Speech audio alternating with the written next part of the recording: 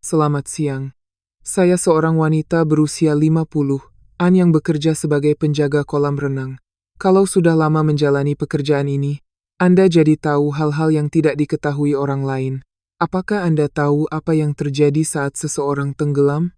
Di sinetron, mereka biasanya meronta-ronta sambil mengayunkan tangan dan berteriak minta tolong. Tapi kenyataannya tidak seperti itu. Orang yang benar-benar tenggelam itu diam. Jangankan berteriak, bernapas saja sudah susah payah. Saya adalah orang yang mengawasi hal itu dari atas menara pantau. Makanya, setiap kali ada penjaga baru, hal pertama yang selalu saya ajarkan adalah itu. Awasi orang yang diam dengan lebih saksama. Tapi ironis, bukan? Orang yang mengajarkan itu kepada orang lain, ternyata tidak sadar bahwa hidupnya sendiri sedang tenggelam selama 6 bulan. Saya menceritakan ini hari ini bukan untuk menyalahkan siapapun. Saya bahkan sudah tidak punya tenaga untuk membenci orang itu lagi. Saya hanya ingin memberitahu satu hal kepada Anda yang mungkin hidup seperti saya, yang mempercayakan buku tabungan atau dokumen-dokumen penting kepada orang lain. Baiklah, saya akan memulai cerita saya. Saya lahir di sebuah desa kecil, anak ketiga dari 4 bersaudari. Karena tidak punya anak laki-laki, ayah saya sering pulang mabuk dan memarahi ibu. Posisi anak ketiga itu memang serba salah. Tidak diandalkan seperti anak pertama, juga tidak dimanja seperti anak bungsu. Rasanya seperti tidak terlihat. Mungkin karena itu, sejak kecil saya jadi peka. Hanya dari suara langkah kaki ayah, saya bisa tahu seberapa banyak beliau minum hari itu. Hanya dengan melihat punggung ibu, saya tahu apakah beliau habis menangis. Tumbuh besar dengan selalu waspada membuat karakter seseorang menjadi kaku.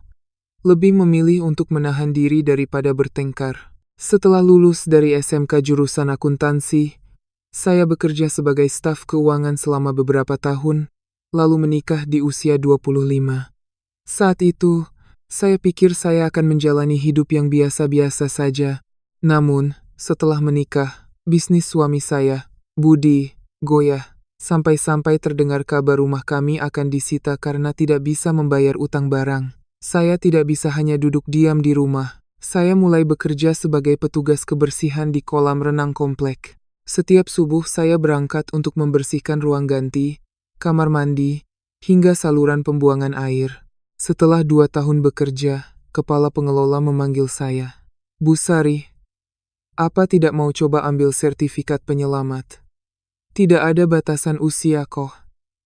Yang penting bisa berenang. Satu kalimat itu membuat saya, di usia 37 tahun, berhasil mendapatkan sertifikat penyelamat.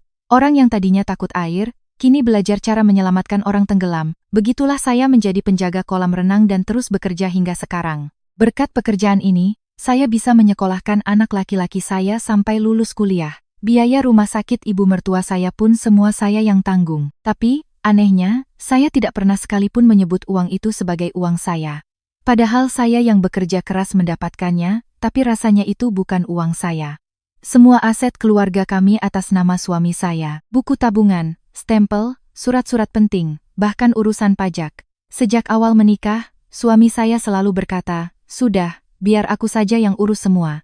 Kamu tidak usah pusing." Kata-kata itu terdengar sangat melegakan. Saya tumbuh besar melihat ibu menangis saat menghitung uang untuk membayar utang minuman keras ayah. Jadi, betapa senangnya saya ketika tidak perlu melakukan itu semua. Karena itu, saya percaya dan mempercayakan segalanya padanya. Padahal saya bukan orang yang tidak bisa berhitung, hanya karena rasa terima kasih itu. Tapi saya tidak pernah menyangka. Tagihan dari rasa terima kasih itu akan datang 30 tahun kemudian. Saya pertama kali bertemu Budi saat usia 24 tahun, di sebuah acara makan malam dengan rekan-rekan dari perusahaan klien. Sebagai yang paling junior, saya hanya duduk diam sambil menuangkan minuman. Malam itu, di meja sebelah ada seorang pria mabuk yang terus-menerus memancing keributan dengan meja kami. Semua orang merasa tidak nyaman, tapi Budi dengan tenang bangkit, menghampiri pria itu, mengucapkan beberapa patah kata sambil tersenyum, lalu membayarkan tagihan meja pria itu dan menyuruhnya pulang. Bagi saya, itu terlihat sangat keren. Dia bukan orang yang suka berteriak seperti ayahku, pikir saya. Kalau aku hidup dengan orang seperti ini, hatiku pasti akan tenang. Hanya karena satu hal itu, kami berpacaran selama setahun dan langsung menikah. Namun, setelah hidup bersamanya, saya baru sadar. Budi bukan orang yang baik hati. tapi orang yang tidak bisa mengatakan hal yang tidak menyenangkan. Karena di luar dia tidak pernah bisa berkata tidak pada siapapun, semua kekesalannya dia pendam dan lampiaskan kepada saya di rumah. Orang yang di kantor bisa membungkuk 90 derajat pada kliennya, begitu sampai di rumah, bahkan sebelum melepas sepatu, dia akan berdiri di ambang pintu dan berkata, "Bau kaporit ini bagaimana sih? Bau badanmu sampai tercium ke sini." Padahal saya bekerja setiap hari mencium bau itu, dan uang yang saya hasilkan bahkan ikut menutupi utang perusahaannya. Dia mengucapkan kata-kata itu dengan nada jengkel. Tapi bukan berarti tidak ada kenangan indah. Saya pernah melihatnya menangis di koridor rumah sakit saat anak kami lahir. Saya belum pernah melihat seorang pria menangis terseduh-seduh seperti itu. Lalu, saat saya dirawat karena radang paru-paru, dia mengambil cuti 3 hari dan tidur di kursi lipat di samping ranjang saya. Hal-hal seperti itulah yang membuat saya bertahan selama 30 tahun. Kalau seseorang hanya berbuat jahat, mungkin lebih mudah untuk meninggalkannya. Tapi sesekali kebaikan yang dia tunjukkan itulah yang mengikat kaki saya. Budi bekerja di bidang distribusi kosmetik. Dia mengambil barang dari perusahaan besar dan menyalurkannya ke distributor daerah, salon-salon, dan agen penjualan langsung. Artinya, hampir semua kliennya adalah perempuan. Pemilik distributor perempuan, pemilik salon perempuan, manajer agen juga perempuan. Mungkin karena itu, cara bicaranya berbeda dari pria lain. Suaranya tidak pernah tinggi, nada bicaranya lembut. Membukakan pintu, memayungi, atau membawakan barang sudah menjadi kebiasaannya. Dan apapun yang dia dengar, kata pertamanya selalu empati. "Aduh, begitu ya Bu, pasti berat sekali ya." Tidak ada wanita yang tidak luluh mendengarnya. Ibu-ibu di komplek kami pun selalu berkata begitu pada saya. Beruntung ya, punya suami perhatian. Saya hanya tersenyum, meski hati saya sedih. Kenapa kata-kata selembut itu tidak pernah dia gunakan untukku, pikir saya. Tapi saat itu, saya hanya melihatnya dari sisi baik. Mungkin sudah jadi kebiasaan karena lama berurusan dengan wanita, begitu pikir saya. Di sini, saya harus menceritakan tentang ibu mertua saya, Bu Sumarni. Sejak menikah, saya tinggal di dekat rumahnya dan merawatnya. Selama 30 tahun itu, tidak pernah sekalipun beliau mengucapkan kata-kata hangat kepada saya. Sungguh, tidak pernah. Setiap pagi saat saya menyajikan sarapan, beliau hanya berkata satu kalimat, "Sudah, lumayan." Itu saja. Tidak ada kata terima kasih, tidak ada kata penghargaan. Tapi sejujurnya, ada sisi lain dari ibu mertua yang membuat saya takut.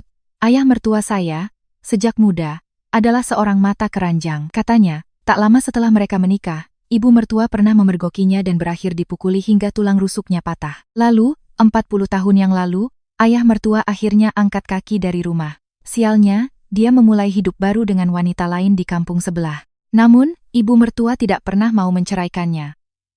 Meskipun ayah mertua memohon-mohon minta surat cerai, bahkan sampai wanita itu datang bersujud di depan rumah, ibu mertua tetap bergeming. Dan setelah itu, beliau tidak pernah sekalipun membahas masalah itu lagi.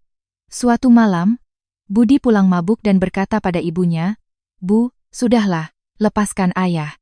Ayah juga sudah tua." Saat itu, ibu mertua sedang duduk di depan meja, menyiangi tauge. Mendengar perkataan anaknya, tangannya tidak berhenti. Satu kepala tauge dipetik, lalu satu lagi. Baru setelah itu beliau mengangkat kepala. Saat itu beliau hanya mengucapkan satu kalimat tapi suaranya masih saya ingat sampai sekarang. "Enak saja dia." Mendengar itu, punggung saya merinding. Wajah ibu mertua saat mengatakannya sama sekali tidak menunjukkan kemarahan. Budi, yang masih di bawah pengaruh alkohol, sedikit meninggikan suaranya. "Jadi kenapa ibu hidup seperti ini? Ibu sendiri yang rugi. Ceraikan saja, lalu tuntut uang gono gini, kan? Selesai." Saat itulah ibu mertua berhenti menyiangi tauge. Beliau menatap lurus ke arah anaknya. "Justru karena aku tidak mau tanda tangan, dia hidup seperti itu. Perempuan itu juga selamanya akan hidup sebagai istri simpanan. Aku tetap di sini, di rumahku. Apa ruginya? Saya yang sedang mencuci piring, berhenti dan terdiam.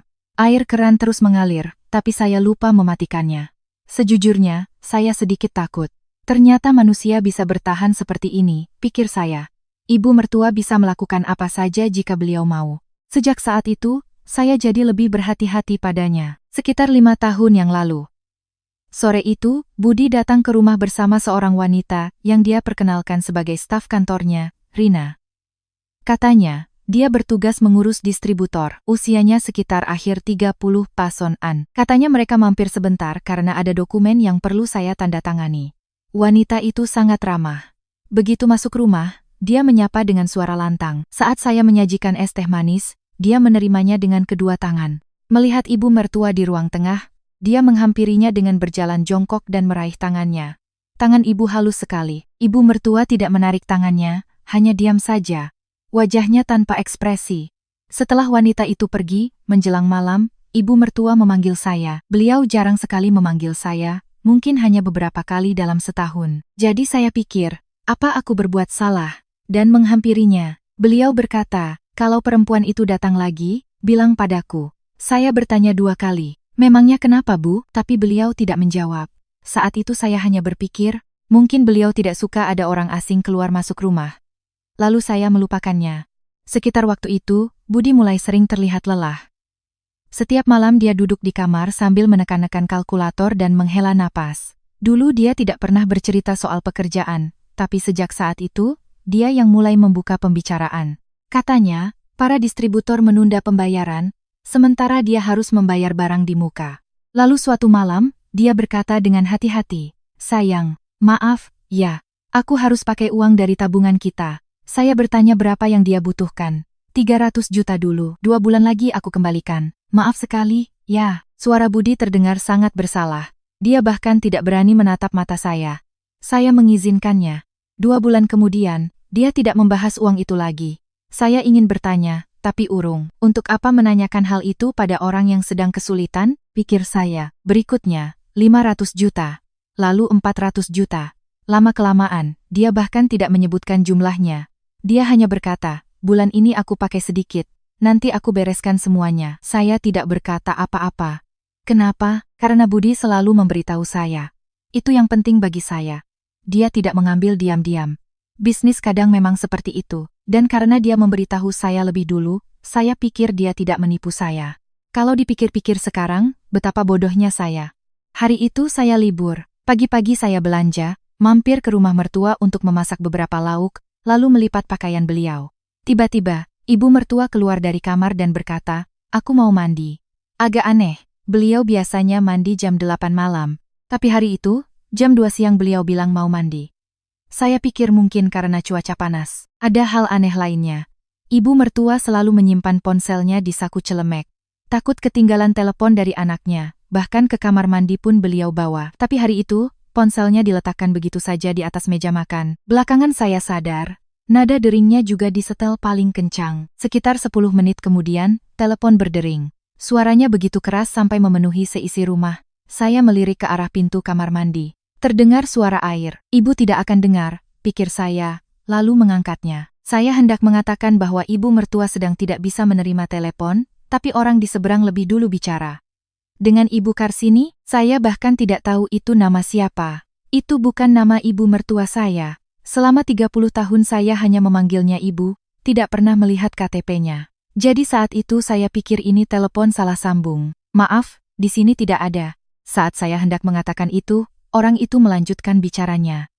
Mengenai konsultasi tempo hari, saya sudah cari tahu. Soal putra Anda itu, putra Anda. Tanpa sadar, tangan saya berhenti bergerak. Ini bukan telepon salah sambung.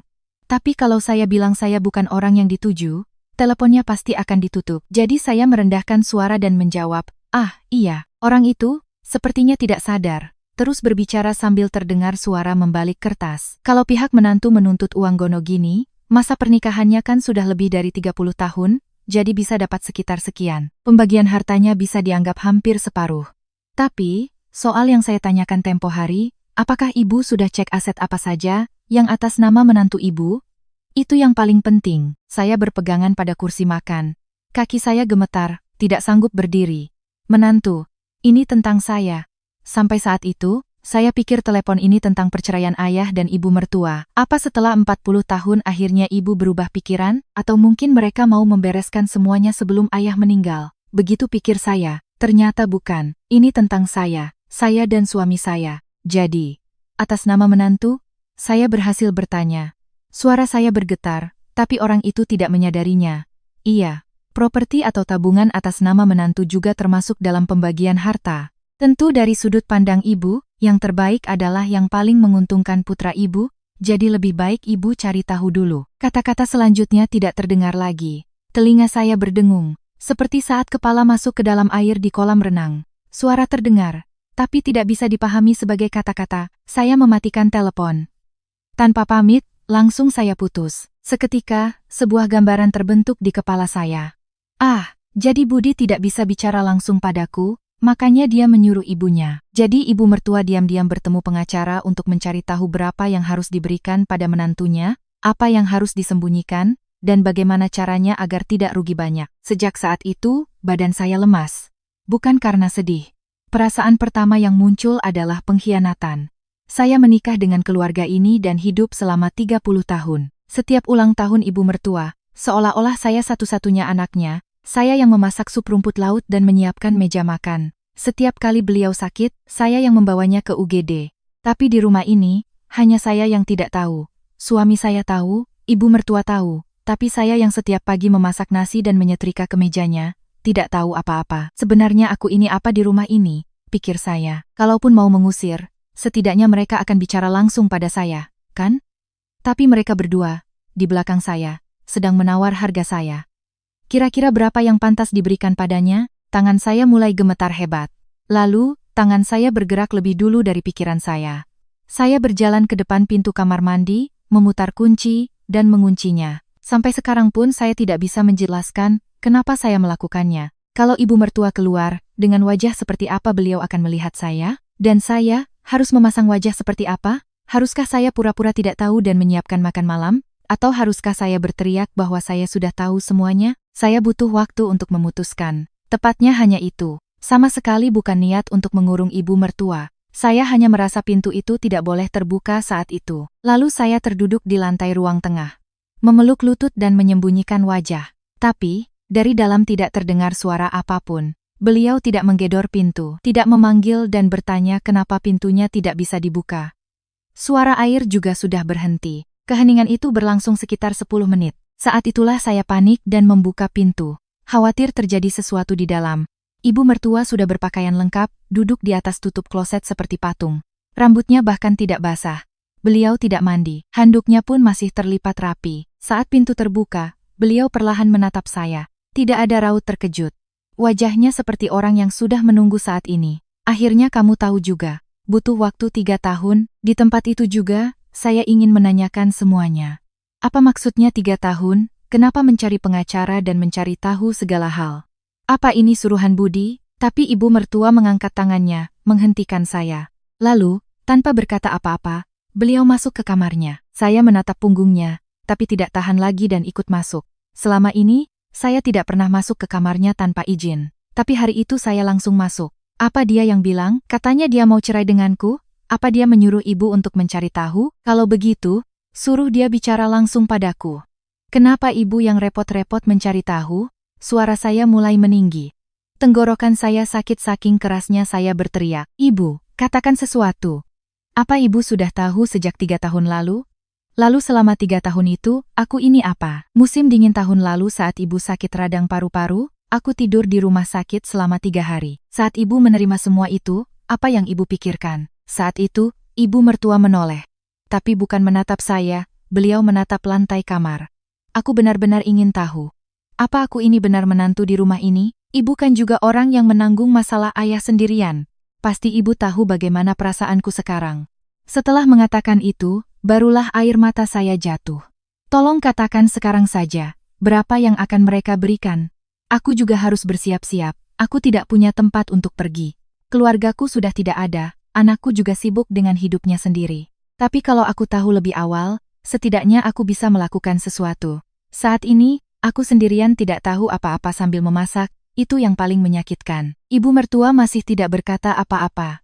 Lalu, dengan sangat perlahan, beliau bangkit dan mendekati saya. Beliau memegang lengan saya.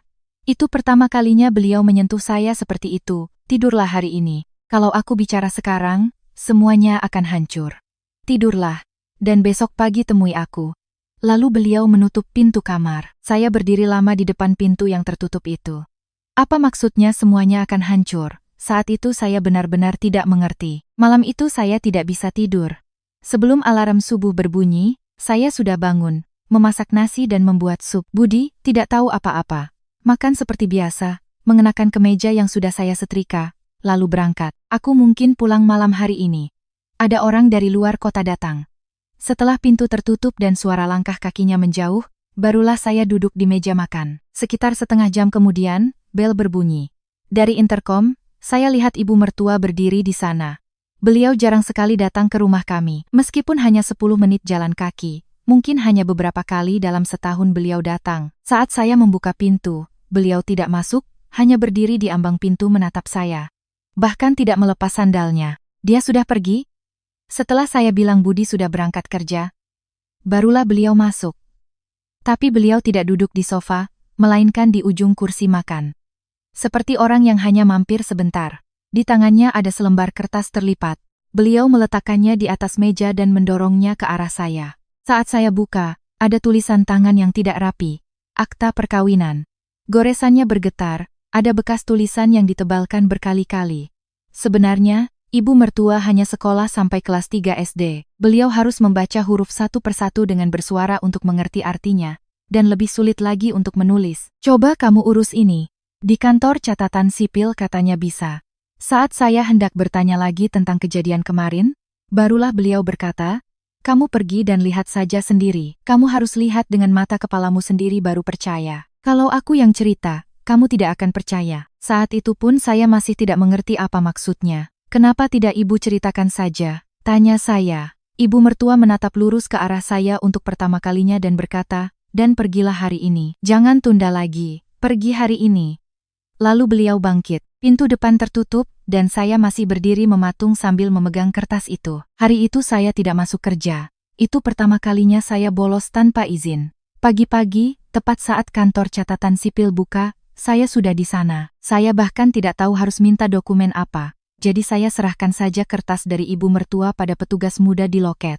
Petugas itu meminta KTP saya. Pertama yang keluar adalah kartu keluarga. Saya menerimanya dan menatapnya lama. Di kolom kepala keluarga ada nama Budi, di bawahnya ada nama anak saya, tapi nama saya tidak ada, dimanapun saya cari. Tidak mungkin, pikir saya mengeluarkan kacamata dari tas dan melihatnya lagi.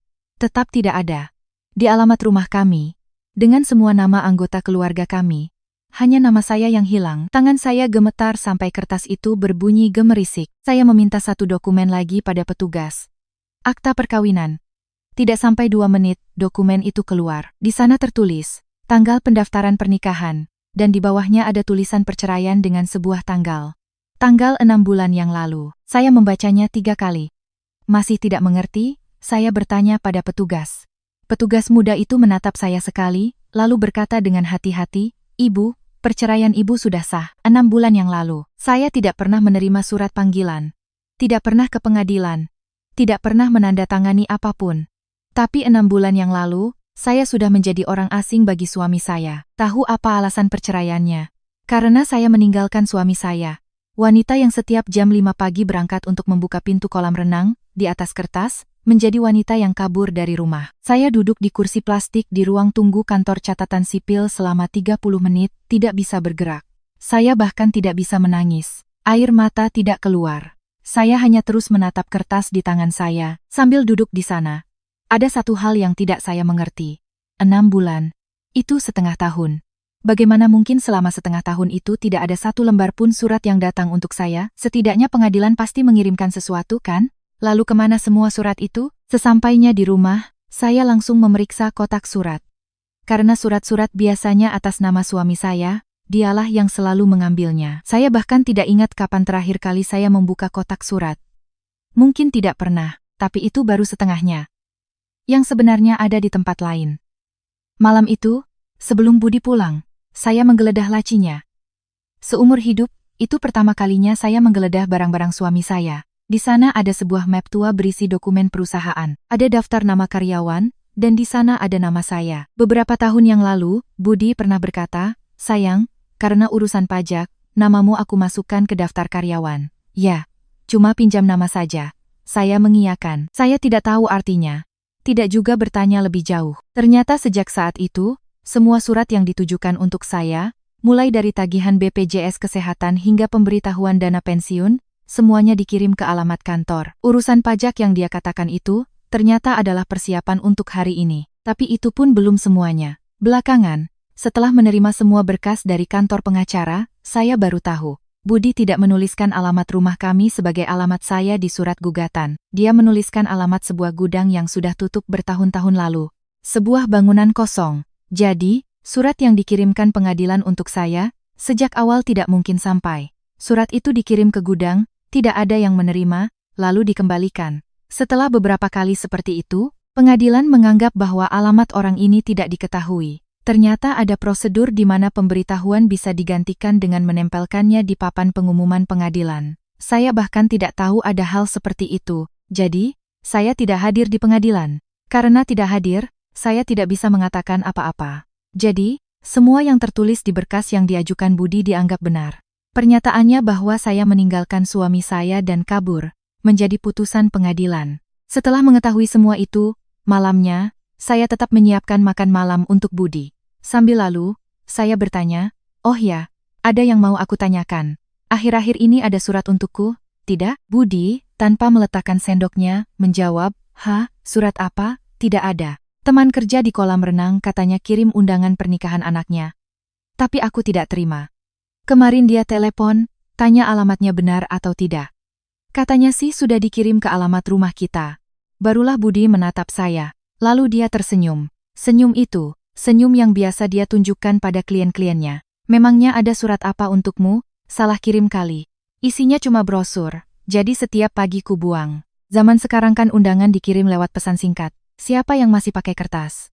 Minta kirim ulang saja." Lalu dia lanjut makan, seolah tidak terjadi apa-apa. Mendengar itu, saya meletakkan mangkuk sup saya. Tapi raut wajah Budi tidak berubah sedikit pun. Saat itulah saya sadar. Budi memang ahli dalam hal ini. Dia yang di luar tidak pernah berkata kasar, bukan karena dia baik. Dia adalah orang yang terbiasa menutupi masalah. Jika ada masalah, dia tidak menyelesaikannya, tapi menutupinya agar tidak terlihat, lalu tersenyum. Saya tidak berkata apa-apa. Sejak saat itu, saya berpura-pura tidak tahu apa-apa. Keesokan paginya, saya pergi ke rumah ibu mertua. Jarak yang biasanya tidak seberapa, hari itu terasa seperti butuh lebih dari 30 menit. Kaki saya berat melangkah. Di tangan saya ada 2 lembar kertas dari kantor catatan sipil. Saya tidak memasukkannya ke dalam tas, hanya menggenggamnya. Rasanya kalau dimasukkan ke tas, kertas itu akan hilang. Saat pintu terbuka, ibu mertua sedang duduk di ruang tengah. Beliau sepertinya belum sarapan, meja makan pun belum disiapkan. Melihat saya, beliau tidak bertanya apa-apa, hanya mengulurkan tangannya, meminta kertas itu. Saya memberikannya. Beliau meletakkannya di atas lutut dan menatapnya lama. Lalu dengan jarinya, beliau menunjuk sebuah kolom dan bertanya pada saya, "Seharusnya di sini ada namamu, kan?" Saya hanya mengangguk pelan, tapi tidak ada, sudah kuduga. Mendengar itu, tangis yang saya tahan akhirnya pecah. Saya terduduk di lantai dan menangis. Di dalam air mata itu ada protes. Kalau ibu sudah tahu, kenapa tidak bilang dari dulu? Setelah beberapa saat, ibu mertua berkata, "Sudah 3 tahun. Mendengar itu, tangis saya berhenti lagi. Tiba-tiba saya teringat telepon kemarin dan bertanya. Pengacara itu memanggil ibu dengan nama Karsini. "Itu siapa?" Ibu mertua, seolah itu bukan hal besar, menjawab, "Itu aku. Namaku di akta kelahiran memang begitu. Aku juga baru tahu setelah tua. Banyak orang tua zaman dulu yang seperti itu, kan? Jadi, selama 30 tahun saya memanggilnya ibu. Baru hari itu saya tahu nama aslinya. Rasanya aneh. Sudah berapa lama kami hidup bersama, tapi namanya saja saya tidak tahu." Dan sejak saat itu, ibu mertua mulai bercerita. 3 tahun lalu, Budi datang menemuinya. Katanya, dia butuh stempel ibu untuk mengurus surat-surat. Saat dia mengeluarkan dokumen, stempel nama saya ikut keluar. Ketika ditanya, dia bilang ada urusan yang perlu diselesaikan bersamaan dengan urusan saya. Saat itulah ibu mertua melihat wajahnya.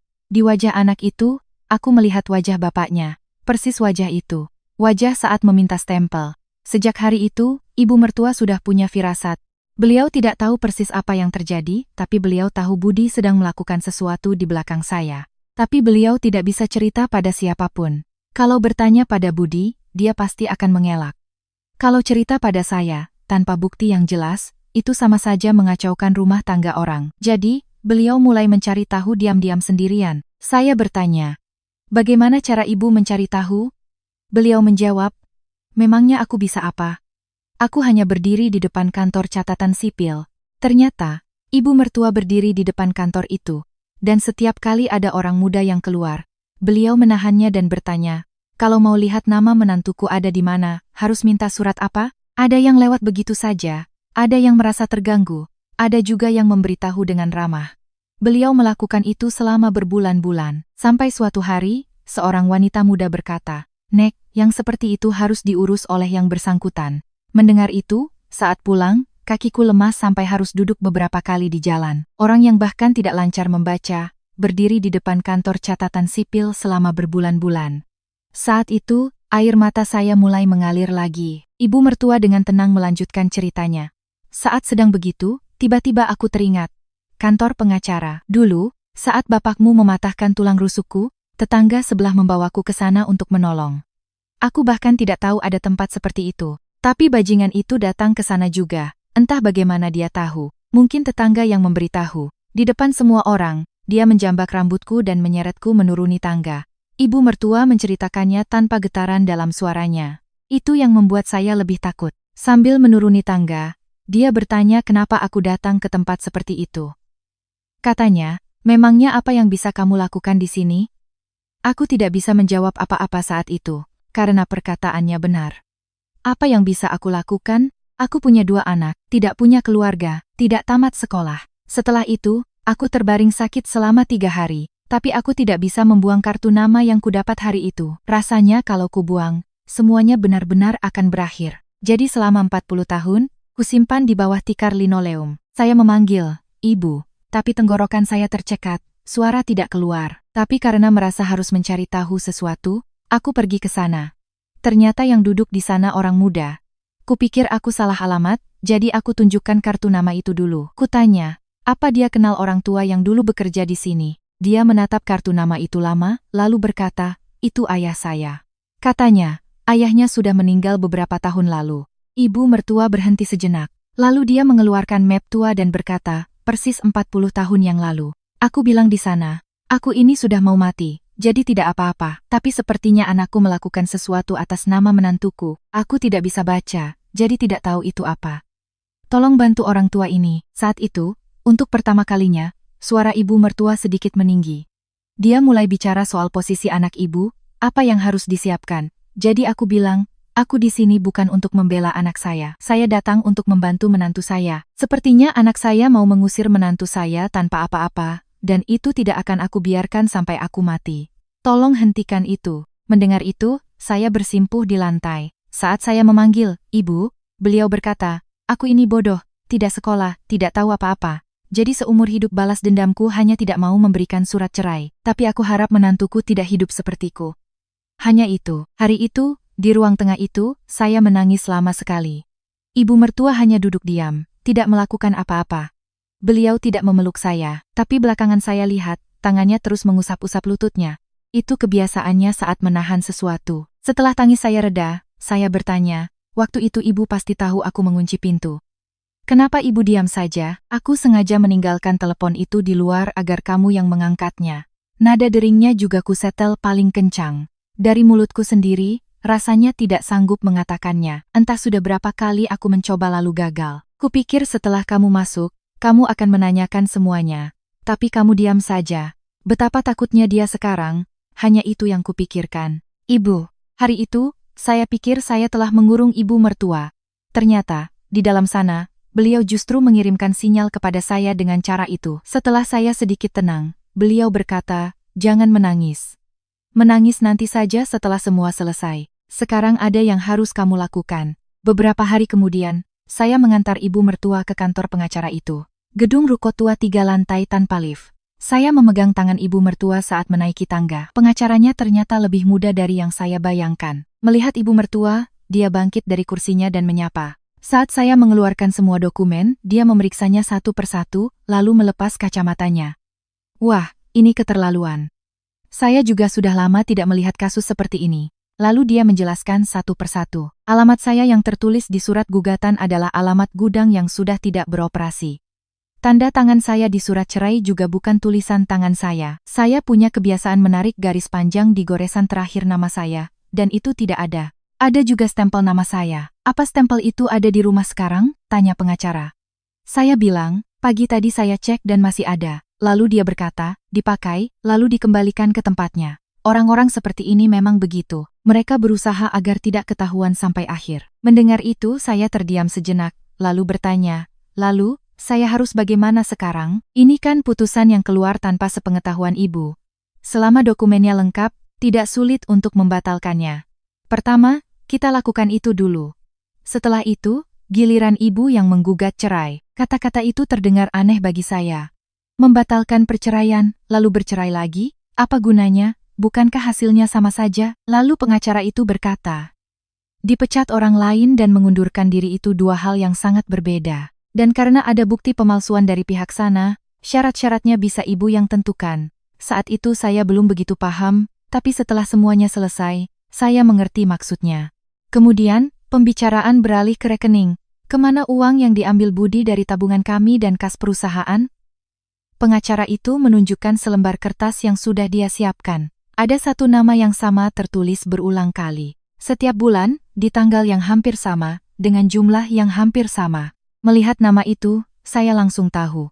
Staf keuangan yang bekerja untuk Budi, si Rina itu. Tapi saat itu, ibu mertua mengambil kertas itu. Di samping nama, ada alamat tertulis. Ibu mertua menatapnya tajam. Lalu beliau menyodorkan kertas itu pada saya dan berkata, coba bacakan ini, pelan-pelan. Saya membacakannya. Nama jalan, nomor rumah. Setelah selesai membaca, tangan ibu mertua mulai bergetar. Saat itulah saya sadar ada yang salah. Ibu mertua dengan suara bergetar berkata, itu alamat tempat tinggal bapakmu. Saya tidak mengerti maksudnya. Itu rumah tempat bapakmu tinggal setelah pergi dari sini. Aku masih hafal alamat itu. Kantor itu menjadi hening. Ternyata, wanita itu adalah keponakan dari wanita yang hidup bersama ayah mertua saya. Keponakan kandung. Jadi, wanita itu tahu seluk-beluk keluarga kami. Berapa harta kami, kenapa ibu mertua tidak mau bercerai, dan manusia seperti apa suami saya. Dia tahu bahwa suami saya tidak bisa berkata apa-apa pada ibunya, dan di luar pun tidak bisa menolak. Dia tahu bahwa suami saya adalah tipe orang yang akan terseret jika didesak. Kedatangannya ke perusahaan itu bukan kebetulan. 3 bulan berikutnya adalah waktu yang paling aneh. Saya hidup sebagai orang yang tidak tahu apa-apa. Jam 5 pagi saya berangkat membuka pintu kolam renang, duduk di menara pantau mengawasi air, malamnya pulang memasak nasi, dan menyetrika kemeja Budi. Sambil hidup sebagai istri yang naif, siangnya saya pergi ke kantor pengacara. Selama itu, ada 2 hal besar yang terungkap. Pertama adalah pemalsuan dokumen. Kedua adalah uang. Soal dokumen, sudah jelas. Ada tes analisis tulisan tangan, dan hasilnya menunjukkan bahwa tanda tangan itu adalah tulisan tangan orang lain. Tapi stempelnya benar milik saya. Artinya, dia mengambil stempel saya, memalsukan tanda tangan saya, lalu mengecapnya. Pengacara berkata, ini bisa langsung masuk ranah pidana. Suami ibu mungkin tidak berpikir sampai sejauh ini. Orang-orang seperti ini memang begitu. Mereka pikir kalau ketahuan, tinggal minta maaf saja sudah cukup. Tapi bagi saya, yang lebih mengejutkan adalah soal uang. Saya pikir uang yang dikirim Budi pada wanita itu selama bertahun-tahun adalah karena dia tergila-gila padanya. Tapi pengacara menunjukkan alirannya, dan ternyata bukan begitu. Uang itu digunakan untuk membeli sebuah apartemen atas nama wanita itu. Ada juga 2 polis asuransi besar dengan wanita itu sebagai pemegang polis. Sebagian uang yang keluar dengan alasan untuk membayar barang perusahaan juga masuk ke rekening wanita itu. Lihat di sini, ini semua sebenarnya aset suami ibu. Hanya namanya saja yang diganti menjadi nama wanita itu. Kenapa dia melakukan ini? Tanya saya, karena tidak mengerti hanya dengan melihat dokumen. Pengacara itu menjawab, supaya saat cerai, tidak ada yang perlu dibagi. Kalau asetnya atas nama suami ibu, setengahnya menjadi hak ibu. Jadi, sebelumnya dia pindahkan semuanya atas nama orang lain. Lalu dia bisa bilang tidak punya harta apa-apa. Ini semua sudah direncanakan. Dia melakukannya secara berurutan. Mendengar itu, saya terdiam lama. Jadi, Budi sudah mempersiapkan untuk menjadikan saya orang asing sejak 5 tahun yang lalu. Kapan itu? Saat dia setiap malam menekan kalkulator dan mengeluh lelah. Saat dia berkata, sayang, maaf, ya, aku harus pakai uang dari tabungan kita, sambil tidak berani menatap mata saya. Sejak saat itulah, saya pikir karena dia memberitahu saya lebih dulu, dia tidak menipu saya. Ternyata salah. Mengambil uang sambil berpura-pura merasa bersalah, jauh lebih menakutkan daripada mengambil diam-diam. Sebenarnya, selama 3 bulan itu, saya pernah goyah sekali. Suatu malam, Budi pulang larut, duduk di sofa, dan berkata, sayang, Aku capek sekali akhir-akhir ini. Saya yang sedang menuang sup, berhenti. Capek kenapa? Semuanya. Perusahaan juga. Enak ya jadi kamu. Hidup tanpa beban pikiran. Mendengar itu, sendok sayur di tangan saya nyaris jatuh. Tapi yang lucu, saat itu saya tidak marah, malah air mata saya hampir jatuh. Selama ini hidup bersama, ternyata dia hanya melihatku seperti ini, pikir saya. Wanita tanpa beban pikiran. Wanita yang bahkan tidak tahu di mana stempel namanya disimpan. Malam itu, saya menelepon ibu mertua. Aku tidak sanggup lagi, kata saya sambil menangis. Tidak bisakah aku bilang semuanya sekarang dan selesaikan saja? Ibu mertua mendengarkan lama, lalu berkata, kalau kamu bilang sekarang, hatimu mungkin lega. Tapi leganya cuma sehari itu saja. Habis itu selesai. Lalu aku harus bagaimana, Bu? Kamu tahu apa yang paling ditakuti orang itu? Bukan tangisan atau teriakanmu. Tapi kertas. Seumur hidup dia menipu orang dengan kertas. Dia paling takut dengan itu. Jadi, sampai kamu kumpulkan semuanya, jangan bicara apa-apa. Mendengar itu, saya tersadar. Dan saya menanyakan hal yang belum pernah saya tanyakan.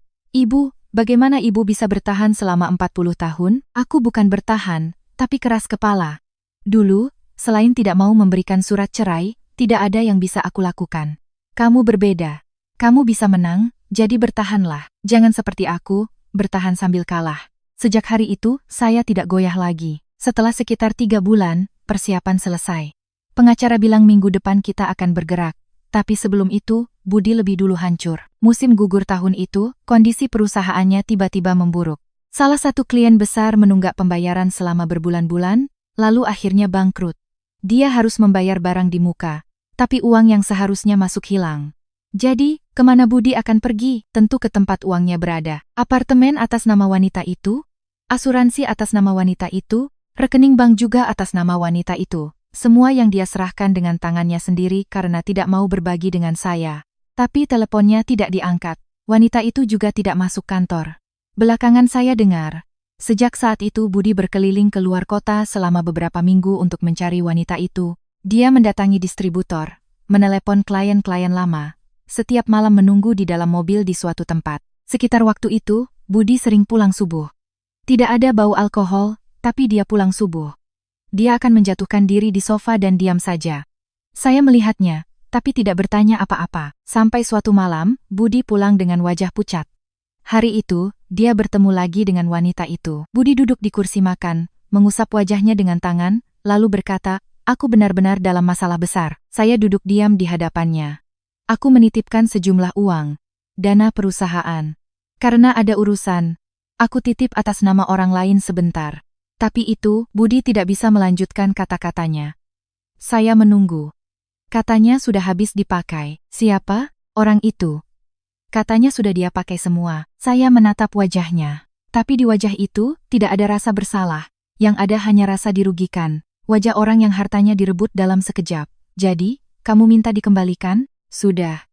Tahu apa jawabannya? Kalau begitu, laporkan saja. Katanya begitu. Gila, kan?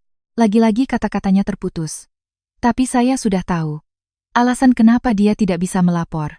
Karena orang itu paling tahu dari mana asal uang itu. Uang kas perusahaan yang diselewengkan dengan berbagai cara. Uang yang diambil dari tabungan istri sambil berkata maaf. Uang yang jika dilaporkan, justru akan menyulitkan dirinya sendiri.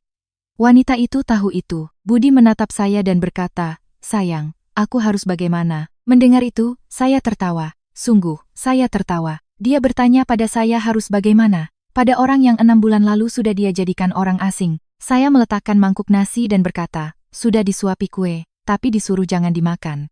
Kamu bodoh atau benar-benar tidak tahu? Budi menatap saya dengan wajah bingung. Maksudmu apa? Aku tahu kamu kirim uang setiap bulan pada wanita itu. Aku juga tahu kenapa kamu pindahkan semuanya atas namanya. Untuk orang lain, kue sebesar itu pun kamu kasih. Apa untukku kamu merasa rugi? Apa kamu begitu tidak rela memberikannya saat kita berpisah? Seketika, mulut Budi terbuka, tapi tidak ada suara yang keluar. Sayang, bukan begitu. Lalu kenapa sekarang kamu merasa dirugikan? Keinginanmu kan sudah tercapai. Tidak ada lagi yang perlu kamu bagi denganku. Wajah Budi memucat. Saya mengeluarkan kertas yang saya simpan di laci dapur dan meletakkannya di atas meja. Kartu keluarga dan akta perkawinan. Yang ada tulisan perceraian dengan tanggal 6 bulan yang lalu. Di sampingnya, saya letakkan satu lagi. Hasil analisis tulisan tangan. Saat Budi melihatnya, tangannya mulai gemetar. Kapan? Sekitar 3 bulan. Tapi aku tetap memasakkanmu, menyetrika kemejamu, aku sudah melakukan kewajibanku. Dan satu hal lagi, perceraian yang kamu lakukan diam-diam itu, akan aku batalkan. Setelah itu, aku yang akan menggugat. Apapun itu, akhirnya aku yang akan menentukan. Saat itu Budi tergelincir dari kursi dan berlutut. Selama 30 tahun hidup bersama, itu pertama kalinya saya melihatnya berlutut. Sayang, dengarkan aku dulu. Sebentar, itu tidak benar. Mana mungkin aku meninggalkanmu? Surat-surat itu karena urusan perusahaan. Kalau perusahaan bangkrut, kamu juga akan kena imbasnya. Jadi aku hanya membereskannya di atas kertas. Rencananya setelah selesai, aku mau mendaftarkan pernikahan kita lagi. Budi mengulurkan tangan hendak memegang lutut saya, tapi saya mundur. Tangannya berhenti di udara. Kamu tahu siapa wanita yang kamu kencani? Kamu tahu betul siapa dia sampai mempercayakan semua uang itu padanya? Budi menatap saya dengan mata terbelalak. Wajahnya bingung. Maksudmu apa? Wanita yang tinggal bersama ayahmu sekarang. Dia itu keponakannya. Seketika, wajah Budi membeku. Ternyata dia juga tidak tahu itu. Tidak mungkin. Dia itu hanya rekan dari. Budi menutupi wajahnya dengan tangan. Bahunya bergetar, tapi tidak ada isak tangis yang terdengar. Lalu, dia menatap saya lagi dan berkata, "Sayang, maafkan aku sekali ini saja. Aku akan kembalikan semuanya. Aku akan cari uang lagi. Nanti kita kembali seperti dulu." Apa yang kembali seperti dulu? Kamu sekarang minta maaf bukan karena merasa bersalah padaku. Bukan. Sama sekali bukan. Selama ini kamu begini karena uangmu hilang, karena wanita itu membawa kabur uangmu dan sekarang hanya ada aku. Makanya kamu begini, kalau uang itu masih ada, kamu tidak akan ada di sini sekarang. 6 bulan yang lalu, aku sudah tidak ada artinya bagimu. Kita sudah bukan siapa-siapa lagi. Tidak ada yang namanya kembali seperti dulu. Budi tidak bisa menjawab. Itulah jawaban orang itu. Hati saya justru menjadi lega. Orang ini sampai akhir akan tetap seperti ini, pikir saya. Terakhir, Budi berkata, suaranya sangat pelan, "Sayang, aku benar-benar tidak punya tempat untuk pergi." Saya mengambil kertas-kertas di atas meja. Sambil melewatinya, saya berkata, "Jangan katakan itu padaku. Coba katakan itu sambil bercermin. Apa aku yang membuatmu tidak punya tempat untuk pergi?" Beberapa hari kemudian, saya bertemu pengacara. Dia bilang, kalau saya menuntut wanita itu sekarang pun, sebagian uang bisa kembali. Hanya saja, butuh waktu lama, bisa bertahun-tahun. Selama bertahun-tahun itu, saya harus terus bertemu dengan Budi, harus ke pengadilan bersama, dan harus berhadapan dengan wanita itu. Setelah berpikir beberapa hari, saya memutuskan untuk tidak melakukannya. Mungkin terdengar aneh, tapi bagi saya, hilangnya semua uang itu justru melegakan, karena tidak ada yang perlu dibagi, tidak ada yang perlu diributkan. Tidak perlu berhadapan dengan manusia itu selama bertahun-tahun. Perceraian pun tidak butuh waktu lama. Karena pemalsuan dokumennya terbukti, Budi tidak bisa membantah syarat-syarat yang saya ajukan. Saya mendapatkan rumah yang kami tinggali. Itu saja sudah cukup. Orang-orang bertanya pada saya, uang sebesar itu bagaimana bisa saya relakan begitu saja?